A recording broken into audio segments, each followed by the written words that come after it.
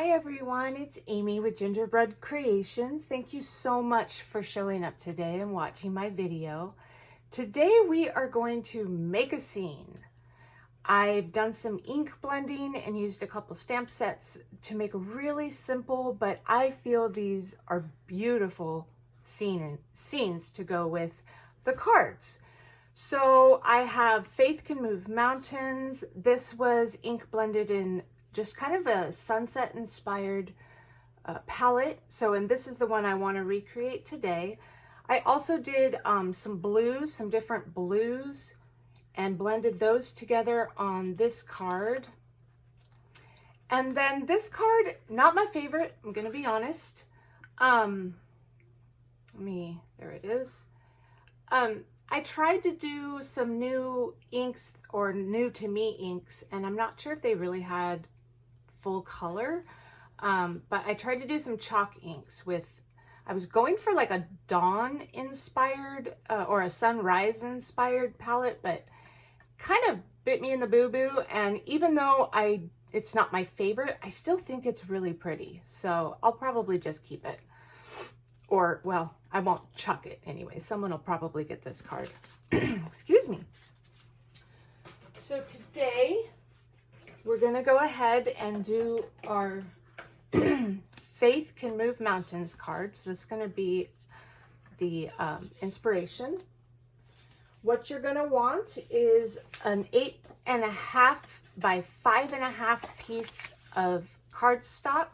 I went ahead and scored it on the 4 1/4 line. So this is the 8.5, this is 5.5, and I scored it and folded it. This is going to be our card base. Now, because I do use less expensive cardstock, these are very, I don't know, maybe 65 pound. So what I like to do on these cards, just to give them a little more substance, is, as you can see, I actually have 2 mats on this card. I have a little thin black frame behind the scene, behind our front card. I did the same inside with a thin black and then white, and then that way it gives your card a little more substance and it doesn't feel as flimsy as it can without mats. Excuse me. Okay, also for this card, for these thin black mats around, like to make that border, you're going to want 2 pieces that are 4 1/8 by 5 3/8. And then the final piece will be your inside mat, which is going to be 4 by 5 1/4. That's what goes inside. And then ideally, this paper will be 4 5 1/4 after we ink blend it. And the reason for that is sometimes when you're ink blending, your edges get really, really dark. So if you ink blend first and then you go and trim off all the sides, it just looks a little bit more clean. That's how I prefer it. So I do start with a little bit bigger piece. And let me also show you just a little tip when you're working with inks, especially ink blending. Your fingers can get really messy. I bought these from the dollar store.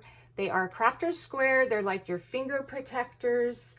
They're great for when you're hot gluing, and because they're silicone, the glue doesn't stick. I also like to use them for ink blending.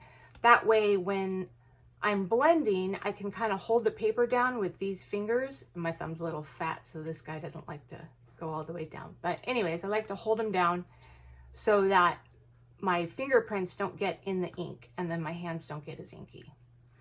Okay, so let's start. First of all, the type of inks you use do matter. If you use a dye ink, it's going to be a little bit more transparent, where if you use pigment inks, they're going to be more thick, richer color, and also more opaque. So I'm actually going to use this little color wheel. I have had this in my stash forever, but I really like it for ink blending. The only thing is this red got really funny on me, and it I don't know, it got sticky, so I'm not exactly sure what's going on. So today I brought in a backup red pigment. just to see how it goes. So what I like to do is I like to start off with my lightest color, just at least for this one. We're gonna start off with our yellow. I'm gonna try and not get the camera to shake, but we'll see. And what you wanna do is when you're using the domed foam applicators, they don't leave as harsh marks on your paper as the flat foam can. So I prefer to use the domed applicators. And then you're just gonna I like to start off the side of the card and then I come in. And for me personally, it's always easier for me to go back in and get more ink rather than just really saturating my sponge. Now I will say I'm doing this card a little bit different. So with the sample card, we did it landscape. I'm gonna do this one portrait style. So it's actually gonna go like this. So I'm gonna start with my lightest colors down here and work up. And one thing I like about this color wheel, it's kind of a no-brainer, just which colors you can mix with it. So I kind of know the next step up is going to be this one, and I don't have to go to my stash and try and search out a separate orange. Although, if I do need it, I did bring one in, just in case. Okay, so now I have that orange, or yellow, sorry. I'm gonna move to the orange.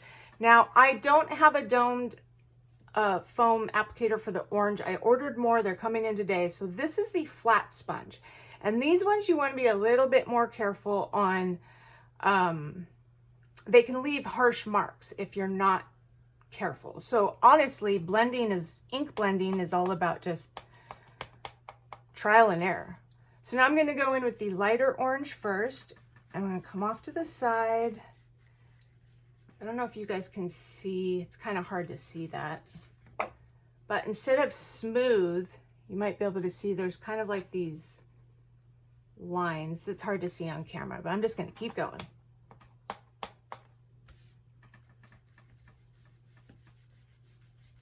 So then we're going to be just putting this in. You don't have to really push hard.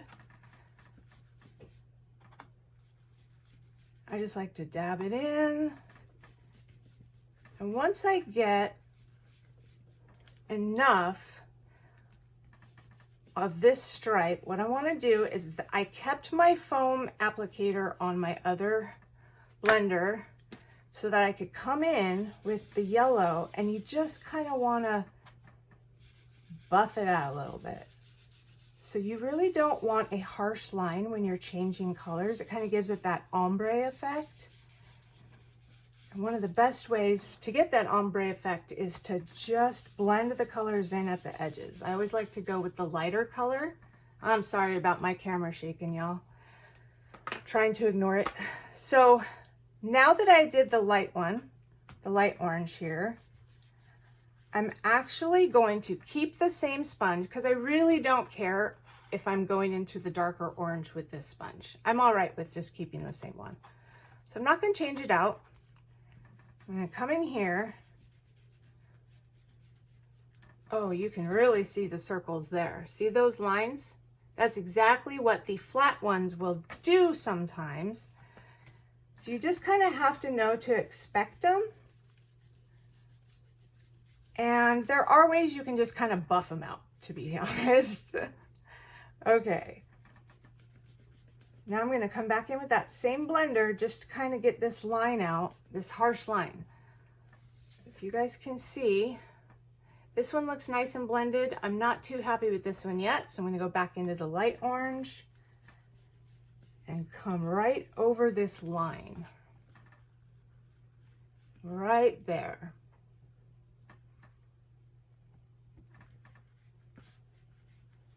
And let's go dark one more up here, because I really kind of want to bring this orange up as high as I can. So see how these, I just put them right on. My fingers don't get inky. If these get inky, it's very easy to wipe it off on the towel. So always keep like a little paper towel close to you. Okay, now we're gonna go in with the red. And like I said, the red just acted funny yesterday, so I'm not even gonna mess with it. I'm gonna come in with, this is I think this is a Michaels brand pigment. I got a whole bunch of inks, I think I've told you all, donated to me. And the Michaels ones came in with it. And I'll tell you, I normally don't like their brand for stamping, but these less expensive pigments, I love for ink blending. And people are going to tell you you have to have special paper for ink blending. Honestly, I can't tell you if you really need it because I like the effects of what I'm getting with my cheap paper. Some people say it glides better. I think it's probably all objective into what you prefer. Right now, I don't think I need to be spending more money on specialized paper, so I just buy the white paper, white cardstock, 65 pound. All right, now I'm going to come back in with the dark orange here. And I want to transition this line right here between the red and the orange. Let's do a little more. I try to kind of look at it and see if there's any like white spots that I want to address or lighter spots. So I do kind of want to come in here just a little bit. And I think I want to do one more layer of my yellow down here. You could probably play with these forever when you're ink blending. You could just adjust to your heart's content. Especially when you're using pigment inks, because they do tend to build better. They take a little longer to dry. So your dye inks will soak into your paper. Your pigment inks tend to sit on top a little more, which I don't know if you've noticed, if you use pigment inks a lot, sometimes you'll do some stamping and then it, you think it's dry and you touch it and it's not, and it smears everywhere. That is a classic example of pigment inks not drying. Okay, so we have now done the front of our card in a beautiful ombre sunset palette. I'm going to just spray some water on my surface here. And let's get all this ink off. Okay.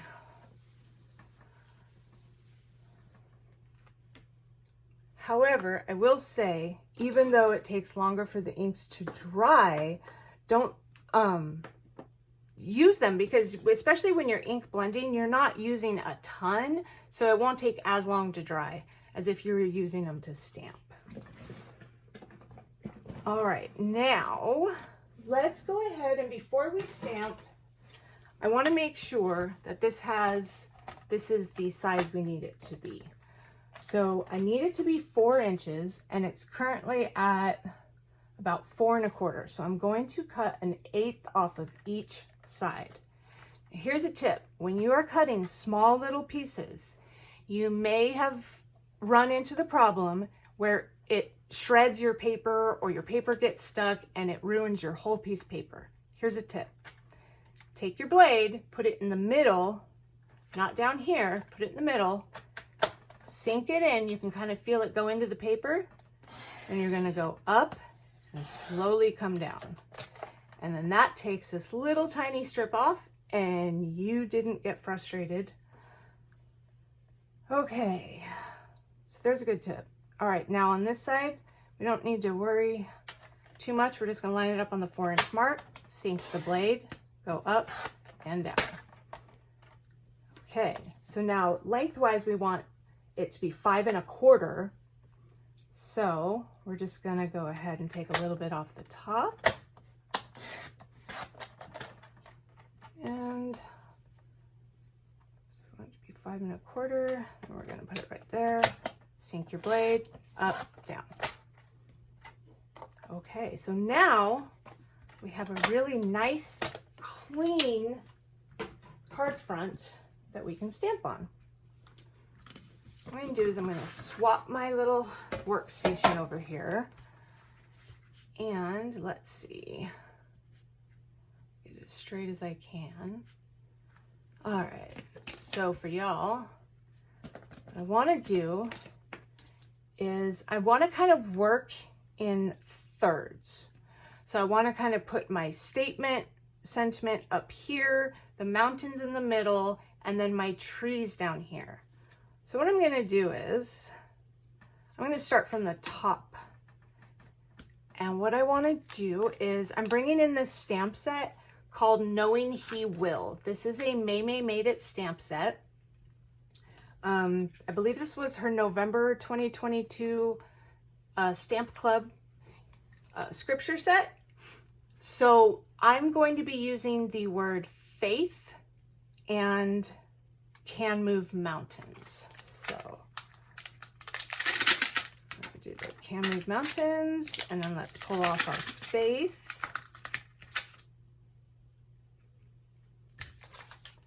And I'm going to be using our VersaFine pigment ink. So let's go ahead and stamp these first. So they can move mountains. A small one. And then we will load faith. I'm going to do it kind of at a diagonal. Okay. All right, so let's do faith first. So going ahead, I'm gonna ink this up.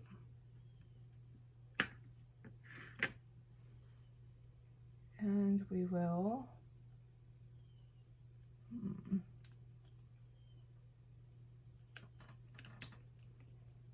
when you're stamping, you want to try and go straight down and straight up with stamp. I will say I've noticed, especially when I use the VersaFine pigment ink, that if you are, if you get too much ink on it, it can get almost slippery and slide your stamp. All right. And what I like to do is off to the side, I'll take like a little Post-it thing and I will stamp off on some scrap paper. I don't know. I feel like it makes it easier to clean. Is that true? I don't know. All right. So now let's do our the words can move mountains.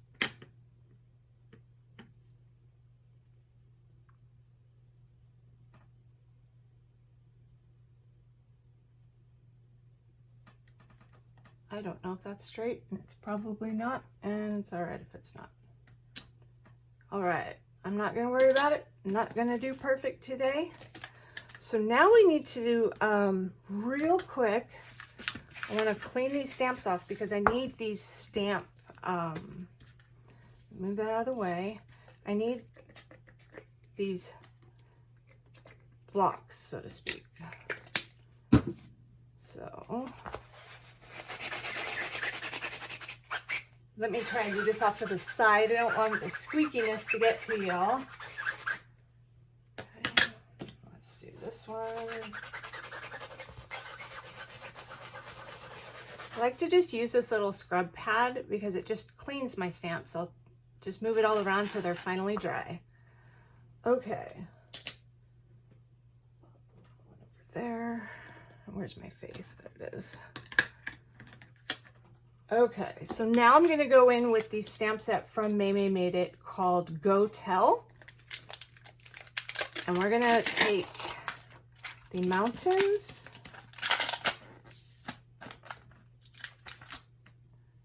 We're going to take some, let's see, I think I want a,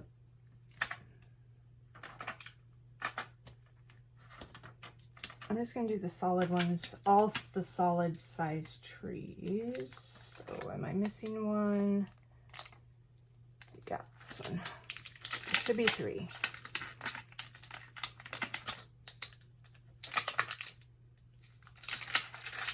Okay. Let's go ahead and see. So I can load this one for the mountains. And then I will load the large tree. We'll get the skinnier tree. And we'll get the small tree. Okay, so now what I'd like to do is let's start on the bottom third. Then I'll figure out where I want my mountains. So let's go down here with the trees. And I'm gonna go ahead and take a couple of these Post-it notes here just to stick underneath it, because I'm going to be kind of stamping the trees off of the paper. So I want to make sure that I don't get it anywhere on my, and if I do, I can wipe it off. Start with a big tree here. And I'm going to kind of have it going slightly off the side. It's kind of a good tip when you're making scenes on paper, or even if you want to make your own pattern paper, is to have some of the designs actually go off of the paper, and it just really looks nice and clean. So let's see, we'll go over this side, and it looks really cool because it just looks like it was designer paper. All right, and we'll do one more big tree. Let's just kind of pop it in the middle here. Oh, that felt slimy. Ooh, okay, well, there's still a lot of ink on here, so I'm going to stamp this off to the side just to get some of that ink off. All right, let's do our medium-sized tree. This is our middle tree. And when you're using black with these scenes, it just really pops. It's like silhouette. And then since you already colored the background, you don't have to worry about coloring in anything. Just really gives you a nice high impact design. And let's do another one right here. Oh man, this ink is so slippery right now. And then actually, I'm gonna do a second one. Second medium tree, but I'm just going to put a little bit lower. And now let's do our smallest tree. Put one there. And then we'll put one right there. That's it. Okay, now we got to do our mountains. So I'm going to move my magnet up that way a little bit, and I am going to move these Post-its to go back under here just because I'm also going to have the mountains go off the side. Oops, sorry, my dogs are barking. I don't know if you can hear that, but okay. Yeah. We'll have the mountain go off just a little bit off to the side here. And looks like we got a little something. It's all right. And then we will go. Oh, I got the shakes. I'm gonna do this. Okay. So let me just kind of clear my surface a bit. I will clean everything after. So we got to craft. Just kind of getting a little bit on in my time there. So I prefer to not waste any time cleaning. You guys don't need to watch me do that. Okay. We're going to bring in our base, our card base. And then we have our mats here. Our black mats and the inside writing space. Okay, so first we're going to take this black mat and we're going to place the solid white piece on top. We're just going to let this kind of dry for a little bit.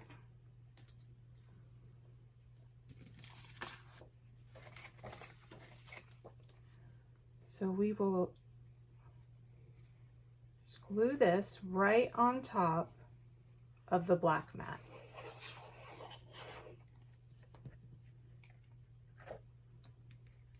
And if you try to line up 3 sides evenly, so the top, the bottom, and this side, chances are you're going to get it pretty even. So there's just a very, very small border. Okay, now we're going to go ahead and glue this on the inside. So this is where we would write our message, or if you wanted to stamp a different sentiment, you can do all that on this piece. And there's plenty of room for writing.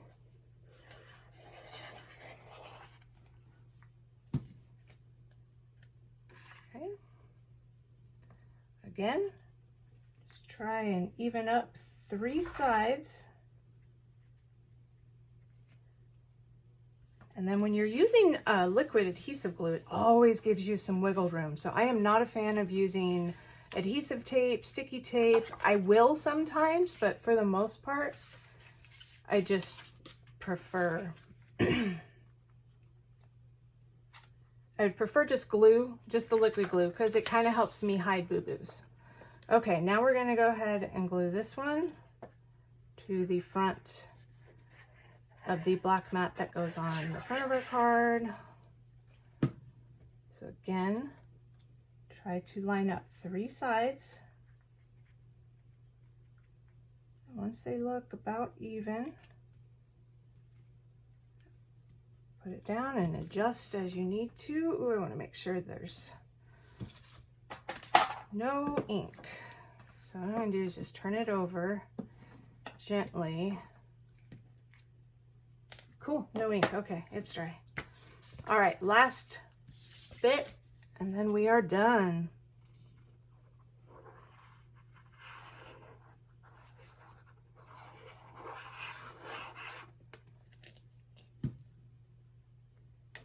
There we are. So we'll even up these 3 sides.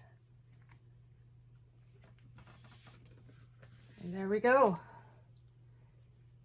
There is our card. So this is the one I did yesterday, and this is the one that you guys just watched me do. Thank you so much for watching my video. I hope you got a couple new ideas, or maybe even a couple tips that you didn't know before.